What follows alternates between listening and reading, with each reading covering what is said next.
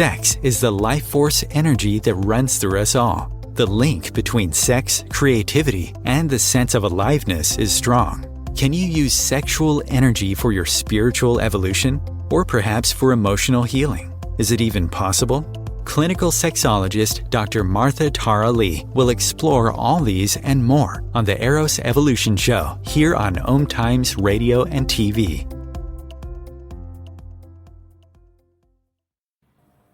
Hello, and welcome to Eros Evolution. I'm with Cindy Gallop, and she's wearing this t-shirt, MakeLoveNotPorn.com.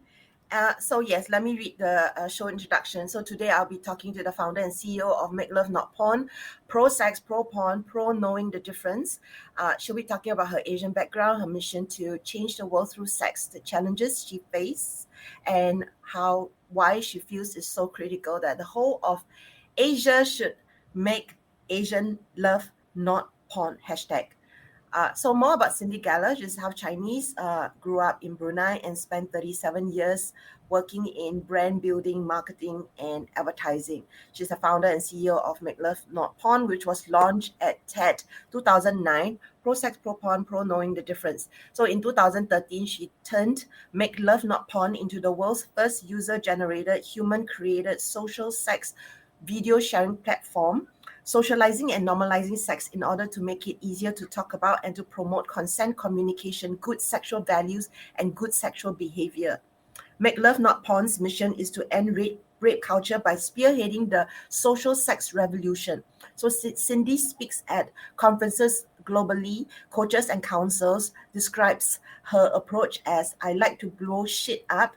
I'm the Michael Bay of business. So you can follow her on Twitter at Cindy Gallop, and also on Instagram, Cindy Gallop, Twitter, Cindy Gallop, and also Facebook, Cindy.Gallop. So for Make Love Not Porn, you can follow on Instagram, Twitter, Make Love Not Porn, one word. So thank you so much for coming. I'm delighted to be here, Martha. Thank you for having me. So we've been following each other for years. This is the first time we're actually meeting in person. And yesterday night, I was actually, you saw my Facebook post. I actually talked about how I was actually supposed to meet you in 2011, more than 10 years ago. And during that time, you were in town in Singapore and you were doing some gathering of thought leaders in Singapore. And I was told that I must meet you, but I couldn't find the energy to meet you because my marriage was breaking down. I was depressed. I was psychologically abused. And I just didn't have the energy. So ever since then, whenever your name came up on social media, I will always think of that time when I was supposed to meet you, and we never did. And it was even sadder when I realized, you're half Chinese, so you do know a lot of the things that I go through. And even though you've been supporting me from afar and sometimes periodically post comments in support, it actually meant so much to me. Because, in these last 13 years that I've been doing this, there were many, many times I wanted to quit, right? Anyway. I can totally believe it. And your words really move me, Martha. Thank you. I really appreciate hearing that. So yeah, it really helps. So anyway, I'm sorry, this is a little bit all over the place. So tell us about how, I know originally it was MakeLoveNotPorn.com and now it's MakeLoveNotPorn.tv. So what is the difference between the two? Sure. And actually, if you go to MakeLoveNotPorn.com, that will take you to MakeLoveNotPorn.tv. Yeah, linked, right, got it. We feature the .com because it's easier for people to remember. But the reason for the difference is that when I launched Make Love Not Porn in 2009, how Make Love Not Porn has developed is a complete accident because I didn't set out to create what Make Love Not Porn now is. So, and for the benefit of our listeners and viewers, what happened was I date younger men, and actually, especially for an Asian audience, I want to contextualize that because I am somebody who has never wanted to be married. I have never wanted children. I adore being single. I don't even want to be in a relationship. I cannot wait to die alone. And I date younger men casually and recreationally for sex. And I'm deliberately very public about all of that because we don't have enough role models in our society, for women and for men, by the way, that demonstrate you can live your life very differently to the way that society expects you to and still be amazingly happy. And I'm one of the happiest people I know. And by the way, my Chinese mother has just about come to accept this. So there I was dating younger men 14, 15 years ago, which is when I began realizing through having sex with younger men that I was encountering an issue that honestly would never have crossed my mind if I had not encountered it very intimately and personally. I realized I was experiencing what happens when two things converge. And I stress the dual convergence, Martha, because most people think it's only one thing. I realized I was experiencing what happens when today's total freedom of access to hardcore porn online meets our society's equally total reluctance to talk openly and honestly about sex. When those two things converge, porn becomes sex education by default in not a good way. So I found myself encountering a number of sexual behavioral memes in bed. I went, whoa, I know where that behavior is coming from. I thought, gosh, if I'm experiencing this, other people must be as well. I didn't know that because 14, 15 years ago, nobody talked about this. Nobody was writing about it. This was me in isolation as a naturally action-oriented person going, I'm going to do something about this. So 13 years ago now, I put up on no money a tiny clunky website at MakeLoveNotPorn.com that in its original version was just words. The construct was porn world versus real world. Here's what happens in the porn world. Here's what really happens in the real world. I launched it at TED. I became the only TED speaker to say the words "come on my face" on the TED stage 6 times. The talk went viral as a result, and it drove this extraordinary global response to my tiny website that I had never anticipated. Thousands of people wrote to me from every single country in the world, all over Asia, by the way, pouring their hearts out. And by the way, everybody, young and old, male and female, straight and gay. And I realized I'd uncovered a huge global social issue. And so that was the point at which I went, oh my God, I now have a responsibility. I have to take Make Love Not Porn forwards in a way that will make it much more far-reaching, helpful, and effective. And so that's why I turned into a business. And I bought the URL MakeLoveNotPorn.tv to differentiate. I originally left the original little .com site up. Subsequently, we merged the slides from that original site onto the homepage of MakeLoveNotPorn.tv. And so now MakeLoveNotPorn.com sends you to MakeLoveNotPorn.tv. But that's why we have 2 different sites. The first one was just, as I said, a little public service announcement. And the second one is a user-generated, human-curated video sharing platform. And that's why I bought the .tv domain. Yeah, so I went to your website, of course, and it's so intriguing, but there's no preview, right? So of course we don't want it to be so explicit. So what can people expect once they open an account? Sure. So and I will just explain to our audience why I concepted and built MakeLoveNotPorn.tv, because I always emphasize that Make Love Not Porn is not anti-porn because the issue isn't porn. The issue is that we don't talk about sex in the real world. If we did, amongst a whole host of benefits, people would then be able to bring a real world mindset to the viewing of what is simply performative produced entertainment. So that is why our tagline is pro-sex, pro-porn, pro-knowing the difference. And that's why our mission is one very simple thing. We exist to make it easier for every single person in the world to talk openly and honestly about sex. And to do that in 2 respects. A, to talk openly about sex in the public domain. And by that I mean parents to children, teachers to schools, everyone to everyone, but B, and even more importantly, to talk about sex openly and honestly, privately in your intimate relationships. And the reason that's so key is because we don't talk about sex, it is an area of rampant insecurity for every single one of us. We all get vulnerable when we get naked. Sexual egos are very fragile. People therefore find it bizarrely difficult to talk about sex with the people they're actually having it with while they're actually having it. Because in that situation, you are terrified that if you say anything at all about what is happening, if you comment on the action anyway at all, you will potentially hurt the other person's feelings, you'll put them off you, you will derail the encounter, you'll potentially derail the entire relationship, but at the same time, you want to please your partner. You want to make them happy. Everybody wants to be good in bed. Nobody knows exactly what that means. And so you will seize your cues on how to do that from anywhere you can. And if the only cues you've ever seen are in porn, because your parents never taught you about sex, because your school didn't teach you, because your friends aren't honest, those are the cues you're going to take to not very good effect.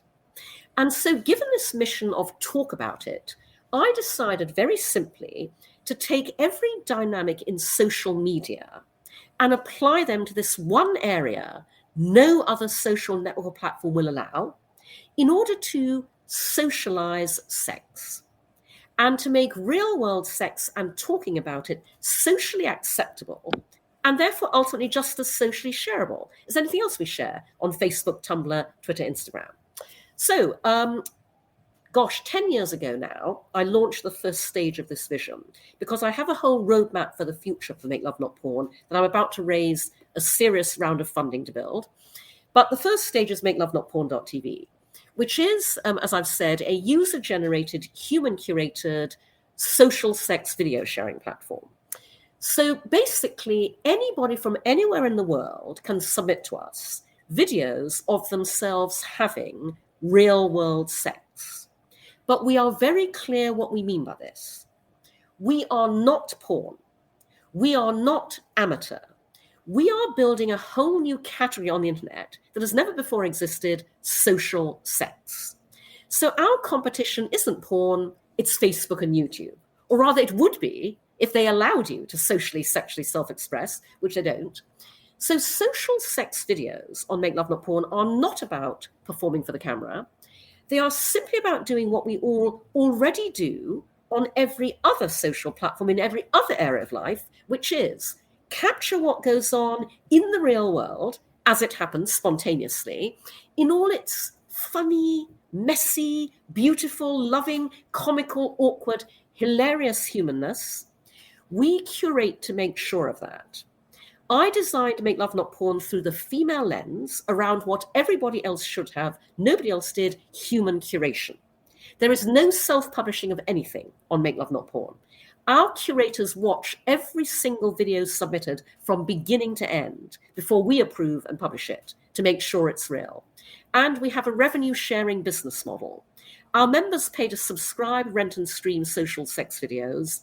Half the income goes to our contributors, whom we call our Make Love Not Porn stars. And Martha, I want to just, for the benefit of our listeners, drill a bit more into what I mean by social sex, because we are doing something utterly unique, and therefore we have an utterly unique capability. We have the power to change people's sexual attitudes and behavior for the better in a way that nothing else does. So, for example, social sex videos on Make Love Not Porn are enormously reassuring because we celebrate real-world everything. Real-world bodies, real-world hair, real-world penis size, real-world breast size, real-world vulvas. And the reason that's so important is because you can talk body positivity all you like. You can tell people to love themselves. At the end of the day, nothing makes us feel great about our own bodies like seeing people who are no one's idea of aspirational body types getting turned on by each other. desiring each other, having an amazing time in bed.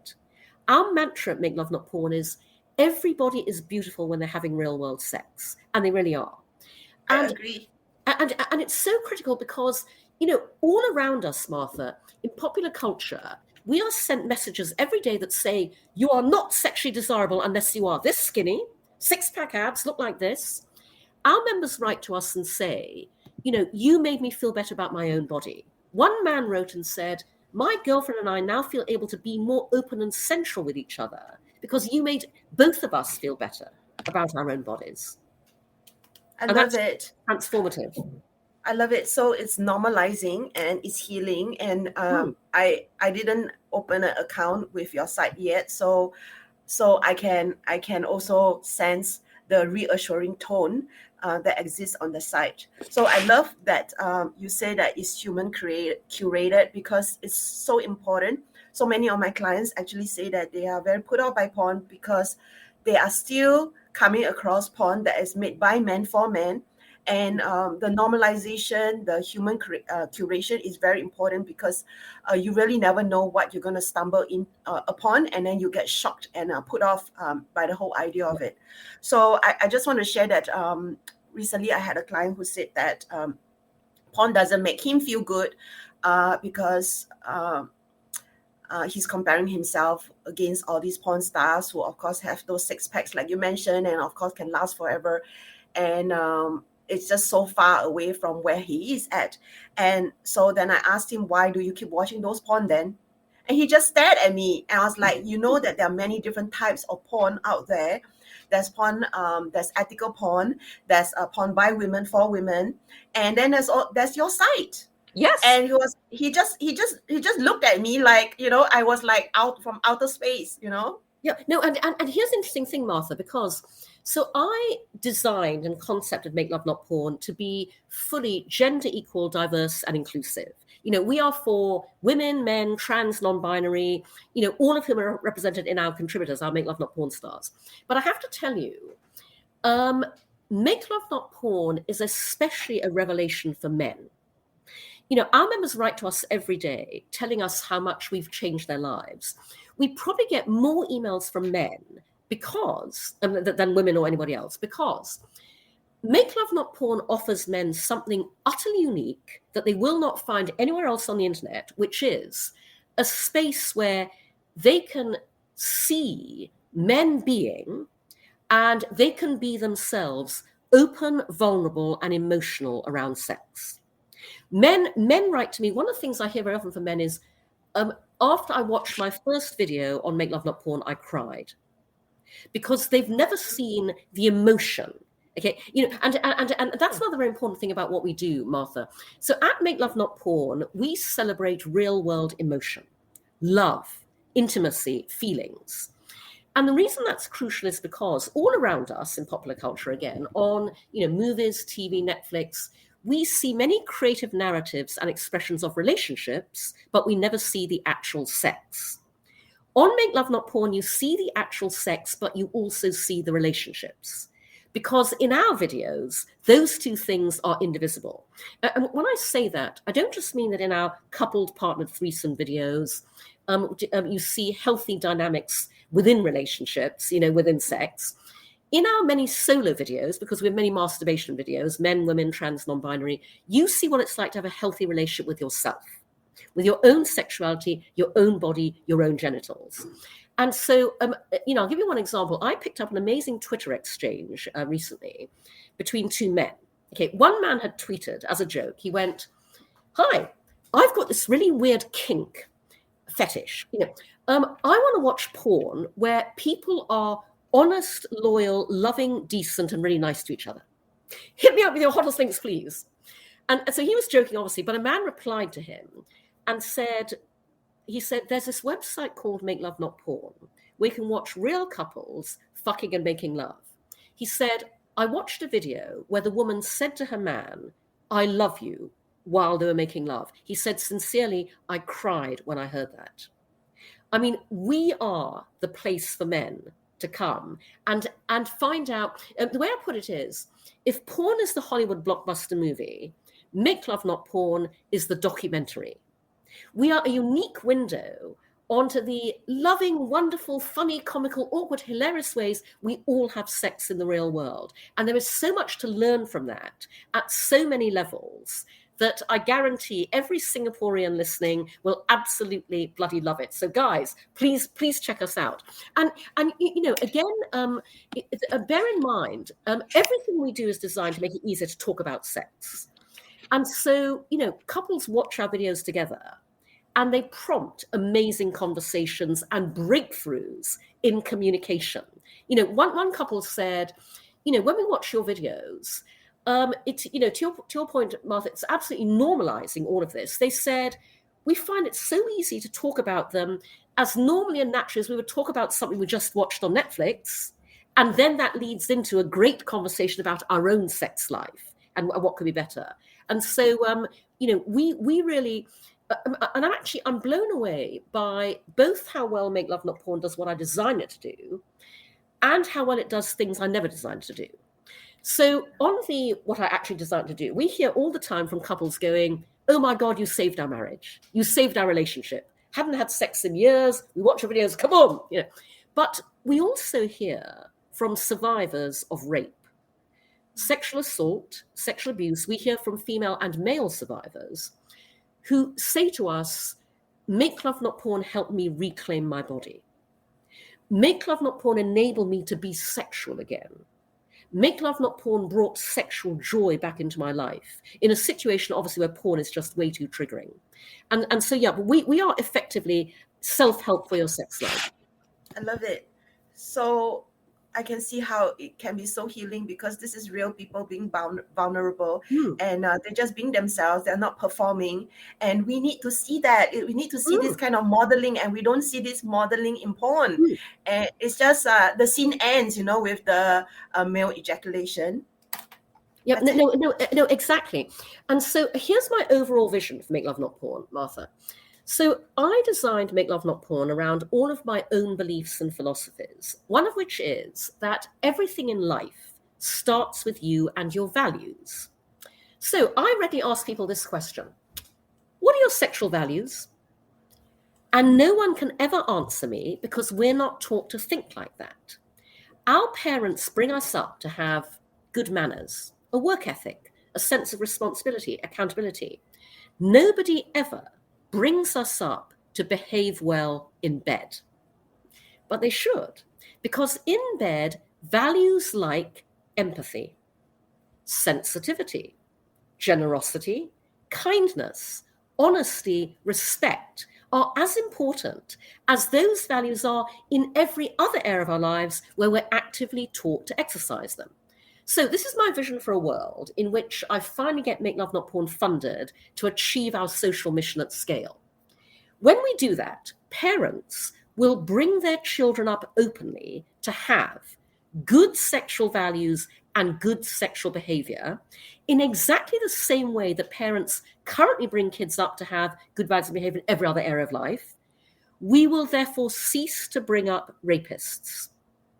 Because the only way that you end rape culture, and by the way, this really is the only way, Martha, is by embedding in society and openly talked about, promoted, operated, and very importantly, aspired to gold standard of what constitutes good sexual values and good sexual behavior. When we do that, we also end Me Too. We end sexual harassment, abuse, violence, all areas where the perpetrators currently rely on the fact that we do not talk about sex to ensure victims will never speak up, never go to authorities, never tell anybody. When we end that, we massively empower women and girls worldwide. When we do that, we create a far happier world for everybody, including men. And when we do that, we are one step closer to world peace. I talk about Make Love Not Porn as my attempt to bring about world peace, and I'm not joking. I love it. And I agree with you. I've had my teachers talk about how people who are happy sexually do not go out and fight and rape and create wars. Yeah, and also they're healthier. I mean, we are currently working. Happy, yeah. I'm very excited because an academic in Britain reached out to us, a professor at university, whose work focuses on how important sexual health and happiness is to good public health outcomes. And so we're working with him and his team to create a data-driven academic study on how Make Love Not Porn drives better public health outcomes. I agree. I mean, at first glance, it's not obvious the link with sex education for parents. And if they were to introduce real sex to their kids, what better site than Make Love Not Porn? Yeah. And actually, Martha, parents are buying their children subscriptions to Make Love Not Porn because they tell us they want them to see what happy, healthy, loving sex relationships look like. Yeah, we need to have the modeling from start. I remember how when I was new to sex, I would always be frozen in the bedroom, like my body would be frozen.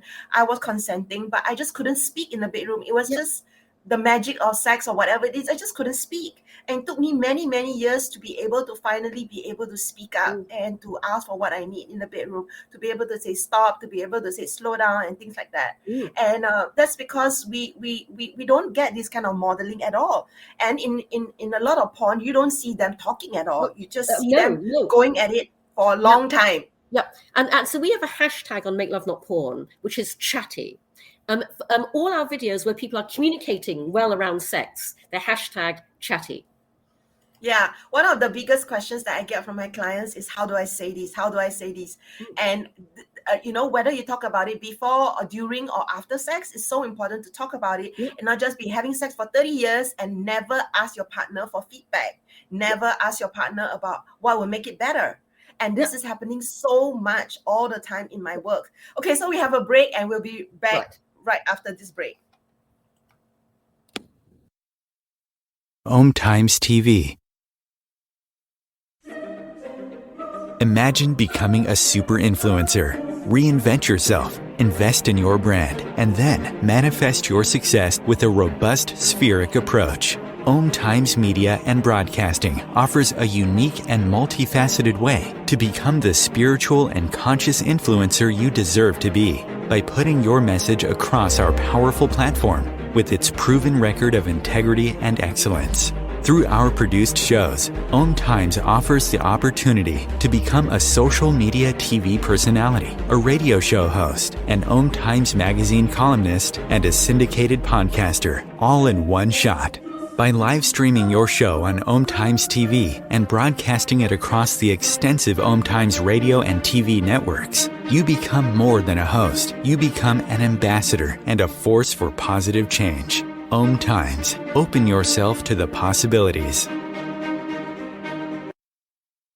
If I could be you, and you could be me for just 1 hour.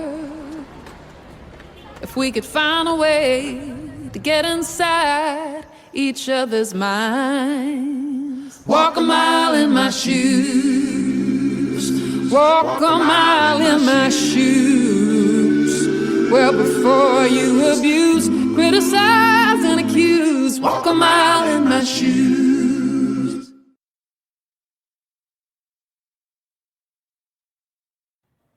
We're back with Cindy Gallop. She is the founder of MakeLoveNotPorn.tv and also a thought leader when it comes to advertising. She does coaching, consultancy. She's also an author. She really has her head in everything, and as you can tell so far, she's just so dynamic and charismatic. So I want to know about the statistics of Make Love Not Porn. I know, like in 2015, there's one statistic I came across that you have 400,000 members, and China being the second country, and Australia was at third, and then it was also like kind of like blocked in Indonesia. How is the status right now? Sure. And I want to just make our audience aware of the context of my answer to that question, Martha, because the one thing I didn't realize when I embarked on this venture was that I and my tiny team would fight an enormous battle every single day to build this business. Basically because every single piece of business infrastructure other tech startups get to take for granted, we can't. The small print always says no adult content. And I know you, Martha, are very familiar with this. And what that means is, I have problems getting funded, getting banked, putting payments in place, providing the tech services I want. And one of the worst ones is that we are banned from advertising. We can't advertise anywhere. Or we can't advertise on Facebook, we can't advertise on Instagram, on Twitter, on Reddit, in traditional media. And just so our audience knows, it's not just Make Love Not Porn and sex. This is a gendered bias.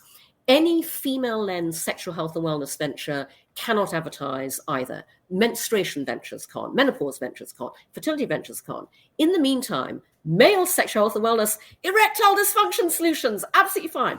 So bear in mind that our growth has been entirely organic. I'm going to come to how our growth has been driven because it's interesting. But so in the 10 years we've been going at Make Love Not Porn, we have had over 1 million members sign up. And they come from all around the world. We get traffic and members from 220 countries. And just so you know, I mean, without being able to promote ourselves, currently Singapore is our 33rd highest source of traffic. And because it's relevant, you might like to know that puts Singapore 2 places above Ukraine, which is our 35th highest source. Do you know, even in a war, people in Ukraine are signing onto and watching Make Love Not Porn. So, Make Love Not War, Make Love Not Porn. I'm very happy there's that synchronicity. But obviously, we have to get Singapore up the charts, And this is the infuriating thing for me, Martha, about not being allowed to advertise. Because, as I said, our growth has been organic, and it's been driven by 2 things, media coverage and search. So with the first of those, the one benefit of being a controversial venture is that we get ongoing media coverage all around the world without doing any media or PR outreach, just as well we can't afford to, by the way. And what is interesting is that any time somebody covers us in any country around the world, that country rockets to be number 2 in traffic after the US. And if it's a big country, it becomes number 1. So, a few years ago, somebody wrote about us in Serbia, which is tiny. Okay, number 2 in traffic. That summer, we were written about in Switzerland, also minuscule, number 2 in traffic. Last year, we were written about in one of the biggest papers in newspapers in South Korea. I woke up to South Korea as our number 1 source of traffic, accounting for 56% of it. That is how much people want what we do when they find out about it. And the other interesting thing that drives our growth is search, organic search, because again, Google have banned us from buying search ads. So here's the interesting thing, and this demonstrates our potential, for investors. Every day, all around the world, people search for Make Love Not Porn without knowing that we exist. And what I mean by that is the top organic search terms that drive traffic to us are make love, not porn, real sex, not porn.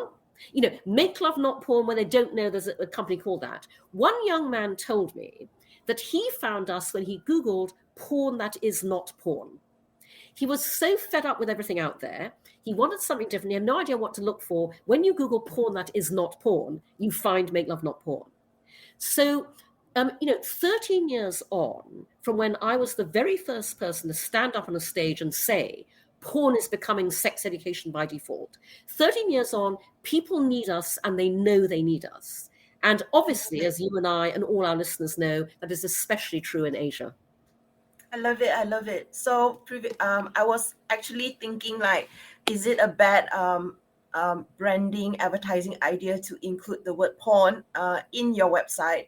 And you have really answered the question of how actually it has actually been an advantage, because it became an organic search term, because of course it's also in your domain, it's your branding, it's your company name, and that's fantastic. So I was really surprised that it has hit 1 million since 2015, which has been of course many years, and I'm so glad that the website is doing so well. So I do have some questions around the website. So I think it's pretty obvious from what you're telling me how it is different from OnlyFans, which started in 2016.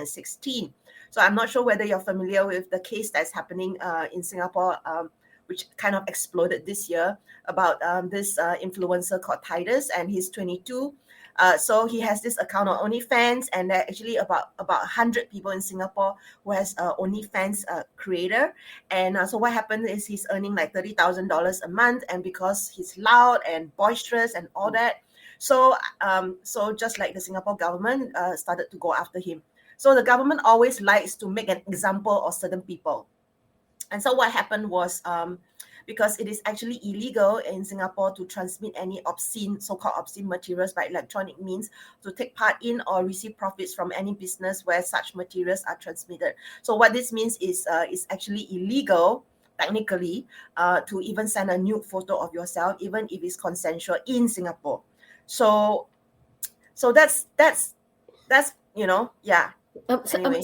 So Martha, my response to that, and honestly, I've been saying this for 13 years, okay? The answer to everything that worries people about porn, about sex, is not to shut down, censor, clamp down, block, repress. It is instead to open up. Open up the dialogue around all of this in an educational way. Open up to welcoming, supporting, and funding entrepreneurs like me, especially, by the way, female founders who want to disrupt all of this for the better, and open up to allowing us to do business the same way everybody else does. Because when you do that, you completely transform the landscape of what is deemed adult and make it transparent, open, educational, healthy. I like to repurpose in this context Wayne LaPierre of the NRA's, the National Rifle Association over here in America, his infamous gun control quote. The only thing that stops a bad guy with a business is a good guy with a better business. And that's what I'm doing. I love what you're saying. Yeah, so you are right. This is the climate of how Singapore is like. In Singapore, watching porn online is not illegal. It is illegal when you download it. So everybody can go ahead and subscribe to Make Love Not Porn, because watching it online is not illegal, and you're not transmitting it, you're not sharing it, you're just watching it for your own personal purposes, and you're not keeping it, you're not downloading it. In Singapore, it's a lot of contradictions. Sex work is not illegal. I was sorry to interrupt, Martha, but I just want to make go ahead. That, because other people have said this to me. The Singapore government should be funding Make Love Not Porn. And the reason it should be funding Make Love Not Porn is because, first of all, we celebrate love, okay? And I know the Singapore government wants Singaporeans to fall in love, because the Singapore government wants many more Singaporeans to get married and have children, okay? So when they do, we are their guide to a happy, healthy, loving sex life. We are literally sex education through real-world demonstration. We are how you encourage people to have lots more sex and therefore lots more babies. And when you have people who are having a wonderful, happy, healthy, fulfilling sex life, they have a wonderful, loving, happy, healthy, fulfilled relationship, and you have a wonderful, happy, healthy, loving, fulfilled society. It's why I say that Make Love Not Porn operates in the single biggest market of them all. Not sex, not porn, the market of human happiness. Yeah, I agree with you. However, there's so much censorship around it. And it's also historical, it's cultural, it's religion. And I wish things were open up more, but it's so hard. Do you know, Martha, and this is something I've learned in my 13 years working on Make Love Not Porn. It is all about the person who gets it. Okay. Now, I am, as I mentioned, I'm setting out, I'm literally just about to open up a fundraising round for Make Love Not Porn. I'm out to raise $20 million to scale Make Love Not Porn to be the Facebook of social sex. And by the way, part of what I want to raise that funding for is the 0 to 18 version of Make Love Not Porn, which is what I call the Khan Academy of Sex Education. I love it. Because Khan Academy tutors on every other topic under the sun except this one. Educational technology exploding, not in this area. And so I want to build MakeLoveNotPorn.academy. And by the way, listeners, if you go there, I bought the URL many years ago. You'll see a holding page there. But parents and teachers have been begging us to do this. So that's one of the things I'm raising funding for. But here's my strategy for finding investors. And this applies to how you change things around this whole area in Singapore. Because in the conventional funding world, my biggest obstacle and this again is Singapore's biggest obstacle, is the social dynamic that I call fear of what other people will think. Yeah, you're right. Which operates around sex, unlike any other area. It's, for me, it's never about what the investor actually thinks themselves. It's, because when you understand what we're doing and why we're doing it, nobody can argue with it. The business case is clear. It's always their fear of what they think other people will think if they fund us. So what I've realized is my investors are absolutely out there. There are lots of them. And by the way, I know that there are tons of potential Make Love Not Porn investors in Asia. Here's my challenge. They all have one thing in common. Your willingness to fund Make Love Not Porn is entirely a function of your personal sexual journey. It's a function of your personal lens on sex and sexuality, driven by your own experience. And I have no way to research and target for that. My investors are impossible to find by the usual means because they all have this one thing in common. And, they're especially hard to find because sex is the one area where you cannot tell from the outside what anybody thinks on the inside. The people who look like they would totally get it don't. The people who look like total prudes do.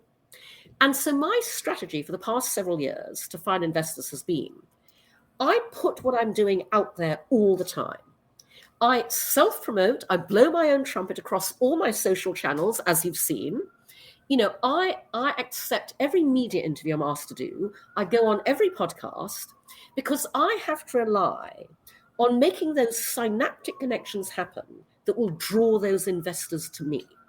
And it's a long, slow, painful process. But the good news is, in the past couple of years, that's been happening more and more.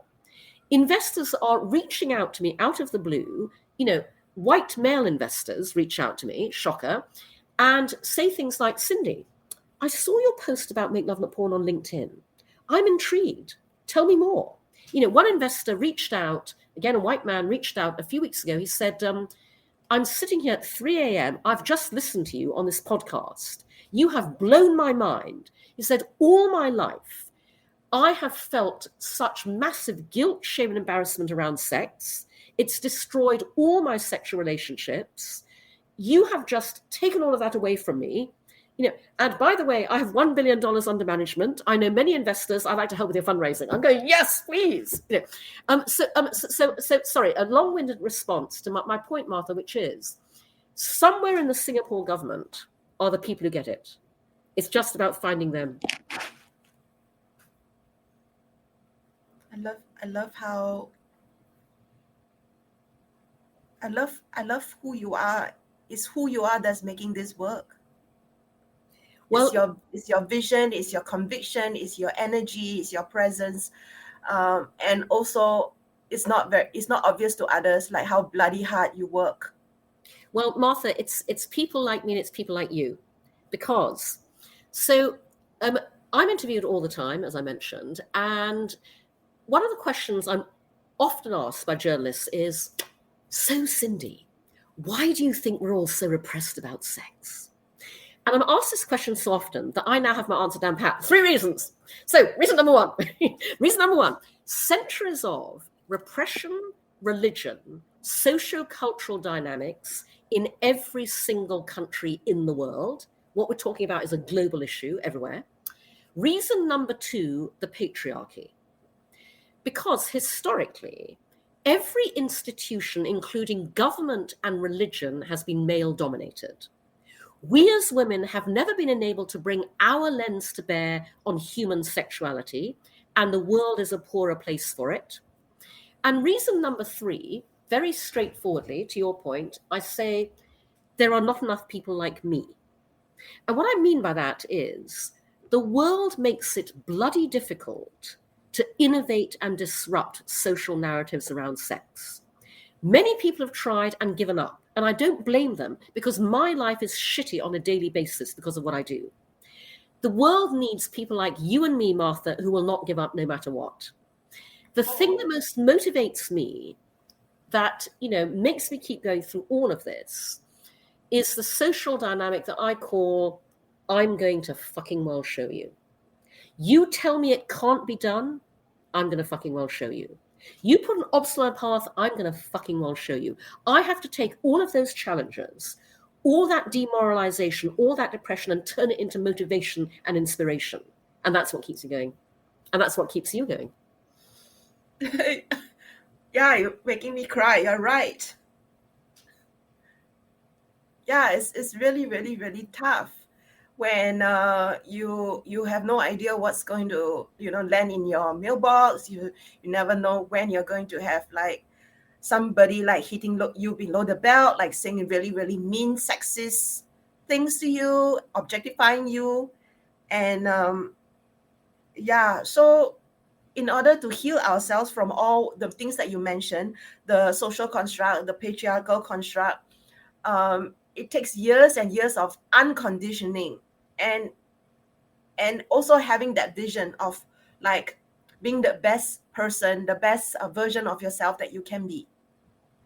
And also, Martha, it takes, because this is a fundamental part of how I do what I do. When you have a truly world-changing startup like Make Love Not Porn, you have to change the world to fit it, not the other way around. And so I've spent the past 13 years parallel pathing two things: working to build Make Love Not Porn and working to change the cultural context around it. Because I have to break down the business barriers in my own path.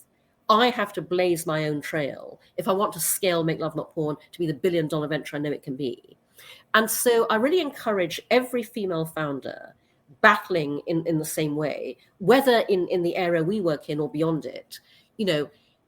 You have to change the world to fit you, not the other way around. And the good news is, after 13 years of doing this, I'm bloody exhausted, but I'm seeing the results. And so here's another question journalists ask me all the time. They go, so Cindy, when do you think all of this will change? When do you think we'll be less repressed? And I say to them, I'm sorry, but you've asked that question in completely the wrong way, because you have asked that question in the passive tense. All of this changes when you and I and everyone else make it change, and I don't wait for things to change, I make them change.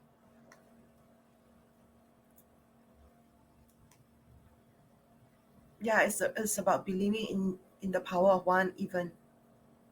Yeah, absolutely. Because every day it's so easy to get disempowered, to play victim, to feel like what I think, what I have to say, what I feel doesn't make a difference, and that's when we lose our power. Yeah, and it absolutely makes a difference. One of my philosophies is micro actions. I'm really big on micro actions, which are small, simple, easy to do actions. So easy to do, why don't we do them? Because every single one of us, every day, taking micro actions to change what we want to see change cumulatively adds up at scale to enormous impact. I love everything that you are sharing. So, having talked about work, business, the business of Make Love Not Porn, I just want to say that actually, you've been doing this for 13 years, and I've also been doing this for 13 years. And at any point, did you actually feel like giving up? Oh my God, all the time. I know. But honestly, I mean, obviously I've thought of that, but quite frankly, the other thing that keeps me going is, as I said, every day, the emails we get to Make Love Not Porn, the comments on our videos, we are changing people's lives, and I cannot let them down. And also, I know the potential Make Love Not Porn has. The only reason, that vision I talked to you about has not been realized is one thing and one thing only: lack of access to funding, lack of access to capital. That's my only problem. Money overcomes all of those barriers. If I could have raised the same kind of money as Facebook 13 years ago, we would be well on our way to ending rape culture globally. And by the way, just for our audience, Make Love Not Porn's ultimate mission is to end rape culture. And we do that by doing something incredibly simple that nevertheless nobody else on the internet is doing. We end rape culture by showing you how wonderful great consensual communicative sex is in the real world. Our social sex videos role model good sexual values and good sexual behavior. And this is the very important part, we make all of that aspirational versus what you see in porn and popular culture. That's it. That's the solution. For 13 years, I've not been able to find the investors who'll put up the money to make that happen. But I'm really optimistic now that our time has come. And so, as I say, about to set out to raise $20 million. And by the way, listeners, anybody out there in Singapore, I would love Singaporean investors. I'd love investors from anywhere in Asia, quite frankly. So anybody you know, hook a sister up. Cindy at MakeLoveNotPorn.com. Yes, I love it. And they can also contact you on cindygallop.com if they wish to engage you as a thought leader. And this podcast is also going around the world. And so I just want to say that all the things that you mentioned about changing people's lives, sex being wonderful, role modeling, being aspirational, this is actually, I think, the same reasons why I do what I do. I keep going because beyond the trolls and people who harass me and make fun of me and sexualize me, objectify me, it's also the people that I do get to see transform in front of my eyes, who I get to support, who have the flicker of hope in their relationship, who develop sexual confidence through developing sexual skills. So we are actually doing the same kind of work, but in a different way. Like I work with people individually, and then you have this site that is able to touch millions of lives. Absolutely. And so yeah, and I really would love for you not to give up. Oh yeah, no. I'm not going to give up. I'm absolutely not going to give up. And by the way, again, given my background, Martha, especially because Asia needs what we're both doing so badly. I know that very, very well indeed. Yes. So Martha, I have to say, obviously it has been a total joy talking for the first time ever. And I hope very much that I will have the opportunity to meet you in person, because I'm going to be in Singapore in 3 weeks' time. Yes, let's meet. Because Singapore, as I said, needs what we both do. And I think in our audience, there must be people who want to help us make shit happen around all of this in Singapore. So we should strategize. I love it. I love to continue to support you in everything that you're doing. It's so amazing. So we have like 2 minutes left. So right. Is there anything else that you would like to share? I think just honestly, everybody who is listening to this conversation, the message that Martha and I are completely aligned on is, and incidentally, you heard me say earlier that Make Love Not Porn is an accident. What is no accident is that my background is 37 years working in advertising. I've spent 37 years working in the business of communication. I know, therefore, that everything great in life and business is born out of great communication. Sex is no different. Great sex is born out of great communication. Just talk about it. And, talk about it to your partners. Talk about it during it. I am my own research lab. I date younger men, casually in recreation. I date a lot of them. I have sex with younger men who are extremely attractive, had a ton of girlfriends, and I've never said a single word in bed, which emerges obviously when I begin talking in bed. But I find it astonishing. And so, the one thing I really want all of you to take away from this is what Martha and I are both working to change, which is just talk about sex. Love it. I absolutely love it. It's so important, and it's so difficult for so many people because we're not getting the modeling. So once again, follow Cindy Gallop at MakeLoveNotPorn TV or .com, and you can find Cindy Gallop on Instagram, Twitter, Facebook, and also website Cindy Gallop. So thank you so much for being here. It's been such a pleasure, and I definitely love to meet with you when you're in Singapore. Excellent. And keep up the great work, Martha. You're doing a fantastic job. Thank you.